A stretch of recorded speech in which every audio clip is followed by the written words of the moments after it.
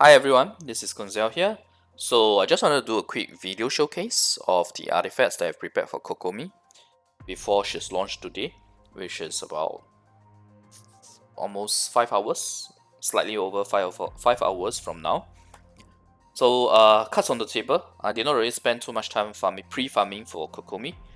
The only pre-farming I did really is on the Thundering Fury pieces. Whatever TTOM or Tenacity of the Millilith and Wanderers or Maidens that you see me using will all be, how should I put it? Put together based on whatever I have saved up the artifacts. So you will see some crit on those artifacts because I only save artifacts with crits. So yeah, without further ado, let me just showcase the artifacts. But one important note is that today I'm going to try something different. I'm trying to build up my Twitch. So I will stream on Twitch for the playtest of Kokomi today. So please join me over there. And now, let's talk about the artifacts. So first I'll talk about her F2P support build. Cards on the table, I do not have a 4-piece HOD for her main DPS because I intend to play her as a full EM main DPS. So I have been farming full EM main DPS artifacts. I do not have 4-piece HOD for her farmed yet. So after the playtest, after trying her out, if main DPS 4-piece HOD is the way to go, then I'll start farming that. Otherwise, I'll probably be farming the full EM, continuing to improve my full EM gear. Okay, and maybe the support gear. So this is support 4-piece Tenacity of Millilith. So the artifact rolls are not that great, really. Over here on this piece, I only have 10% HP. Another 11% HP, although I can switch to a 15% HP over here. A HP sense, main stat sense, with about 14.6% attack. Unfortunately, no ER. We definitely would have wanted ER here. Hydro damage with ER and HP percentage, so that's nice. And a healing bonus. Circlet with 9.9% HP. Again, we would have wanted more HP, but it's okay. So all in all, other than the HP sense, we have about 2 rolls HP on average per piece of artifact. That brings us to about 90% HP. And weapon wise, I will use a Trillion Tools of Dragon Slayer for my support build. So we'll have about 125.2% HP boost. So her healing is not going to be as high. Her healing is not going to be as high as what you saw in my math video, but it's doable because it's a support build. I think it's more than sufficient. So this is what I have prepared for her in terms of using her as a support, and I'll definitely test out support build as well. Now on next will be the full EM builds. We have 2 set of artifacts for her. One is Wanderers, 2-piece Wanderers with 2-piece Millilith, which as I mentioned is really meant to be more of a placeholder until you can get 4-piece Thundering Fury, because 4-piece Thundering Fury is really good. The 4-piece effect, reducing the elemental skill by 1 second for every proc. This is the main reason why we want to use Thundering Fury 4-piece on Kokomi full EM build. Alright. So anyway, I did not farm for any of these artifacts. These artifacts were artifacts that I have saved up. So all I did was just to get them to 20 each. So let's look at the artifact stats. So we didn't manage to get a high HP percentage on this, but at least we got the 63 EM. In fact, because it's an EM build, we would have wanted it to get as many EM as possible, which in this case, we had the potential to get 120 EM, but 1 roll went to crit damage and 2 rolls went to flat attack. Otherwise, yeah, it's a dream, right, to get the maximum of the stat that you want. Anyway, 63 EM is fine. This feather here, Tenacity Feather, has 35 EM and 15.7% HP, so that's good. 4.7% attack helps. Crit damage unfortunately is a waste. And we also have an EM sense here, Wanderers, so that we have the 2-piece effect which gives us 80 EM, and HP we have 10.5%. So you see a recurring theme here where my artifacts aren't that great or aren't that optimized, because like I said, I have not really invested in Kokomi in terms of farming for her artifacts.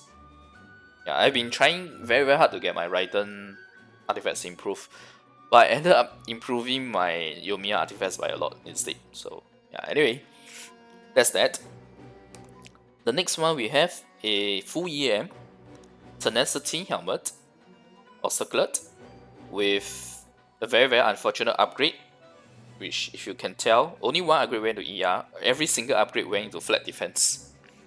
So yeah, this was very painful to upgrade. We would have wanted it to go into HP percentage or ER. So anyway, this is the 2-piece Tenacity with 2-piece Wanderers that I have. Not the best, of course, but I just wanted to show it so that you guys can see how it works.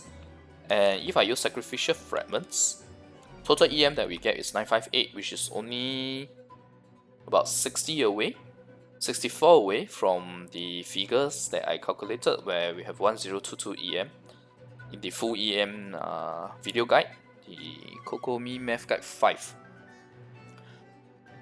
So yeah, so this is not too bad for a 2-piece setup, 2-piece Wanderers with 2-piece Tenacity, but obviously if you want to go full EM, the best is still 4-piece Thundering Fury. Okay, I'm sure by now you guys see that purple artifact over there, right? Okay, anyway, I'll talk more about that later. On the side note of the weapons, right, other than the Trillion Tales of Slayer, I have also gotten my Prototype Ember to 19, so that we can test both of these weapons out for Enabler support. For EM, we will be using Sacrificial Fragments. Okay, so let me just switch back to that. Oh, these are. So 4-piece Thundering. My flower here, I actually have quite a bit of options for my Thundering, because like I said, this is the one I was truly farming on. We have one with higher EM, but much lower HP percentage, only 4.1% HP. And the EM is also not significantly higher. Oh, this was just a double crit flower I got while I was farming for EM. So this, I personally like this more because of the 9.7% ER, 42 EM, and 19.2% HP. There's just more useful stats on this, although we would have wanted a full EM focus. For the feather, I'm using one. This is the stats where I have 54 EM, 12.3% ER, and 16.3% attack. Now the 16.3% attack obviously we have wanted HP, but at least attack percent is still slightly useful. It does help with the base attack as well as the elemental skill damage outside of burst. And we inside of burst as well, because the HP scaling is added on top of the attack scaling, like how Zhongli's attacks work. I have another option here where I have HP percentage but lower EM. Okay. EM sense wise, I believe, yeah, I only have 2. Unfortunately, these, you see the rows, the upgrades did not go well. The EI is fine. The problem is that two rows went into, one into flat defense, one into flat attack. We have gotten HP percentage much better. So in fact, if I have gotten 2 rows in HP percentage, this would be better than this, because all this has is 14.6% HP and 11.1% attack. The rest of the stats here are useless. So I would have rather gotten one with EAR, like this, while not losing HP percentage. But well, it is what it is. You definitely should be aiming for HP percentage on your EM Sense, EM Goblets, and EM Circlets. Okay, now the most pathetic piece of artifact that I have right here is a 4-star Thundering Fury EM Goblet, because I have been trying, but I have not managed to get a 5-star EM Goblet yet. And even the rolls on this are terrible, but it's still my best option, because we have ER 7.8% and flat 406 HP, better than nothing. Oh, and 12 attack. The rest of these artifacts are not. In fact, I even tried to see if I could have gotten a HP 5-star Goblet with full EM upgrades, because if we had gotten one like that, it would be about 100 to 120 EM with a high HP percentage, which will make it better than this. But yeah, we are not lucky enough for that. As for the equipment on the helmet, the circlet, I did manage to get a EM circlet, but we didn't manage to get HP percentage rolls on it. We did get nice ER on this, so if I need more ER, this would be a go-to option. Otherwise, this is the offset EM helmet that I'm using for my full EM build. The main reason why I'm using it is, as you can see, 18.1% HP. Okay, 18.1% HP is pretty good. I mean, the rolls were a little low. It could have been 20+%, about 20% HP at least.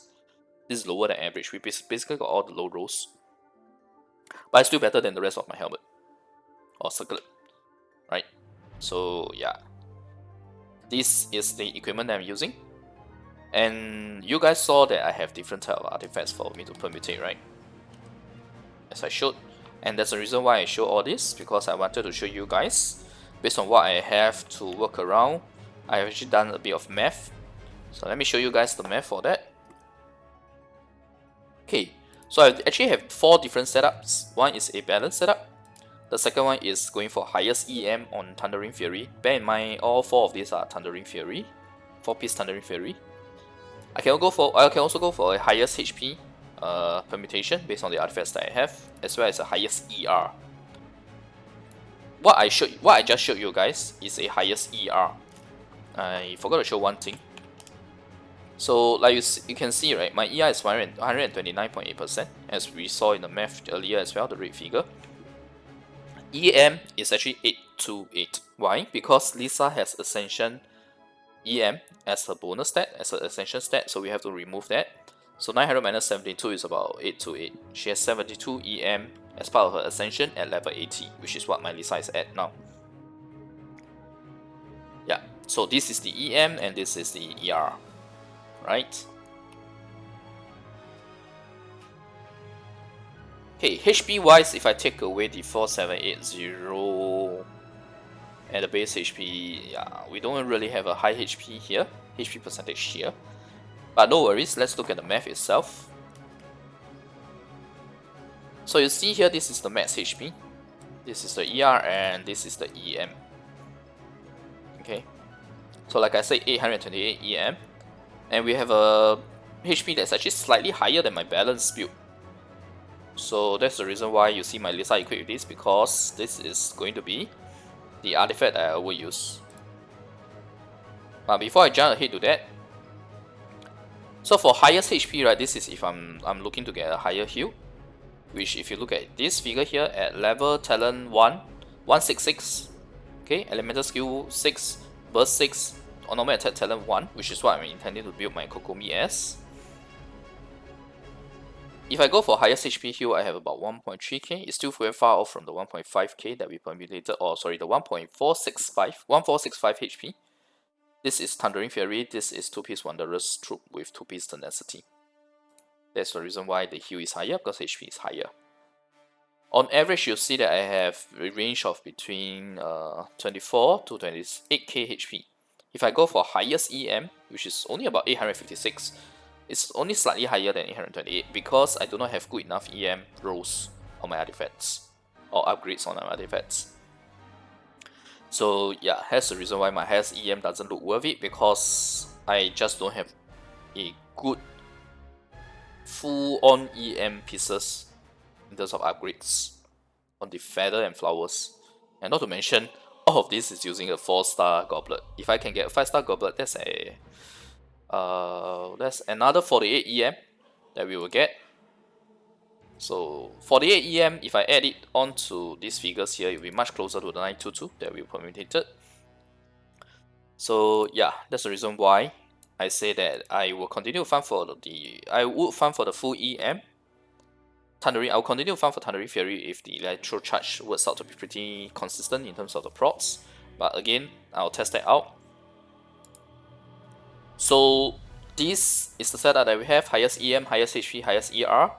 And this is the damage that we are looking at a single hit. But when we look at EC reactions, 4 targets for example, my highest EM and highest damage output will be 95k versus a 94k on my highest ER and 93.6k on my highest HP, which is the build with the most heals. And the difference gets smaller when you have lesser targets. which is obvious, right? Because when you have 4 targets, the damage gets multiplied. The transformative EC damage gets multiplied. If you want to know how the EC damage looks like, this is the figure. Okay, so my highest EM setup, I can only do about 9.7k now. If I go for my highest ER build, then it's about 9.5k. Balance is about 9.6k. So yeah, it's about, the difference is about 100 per permutation.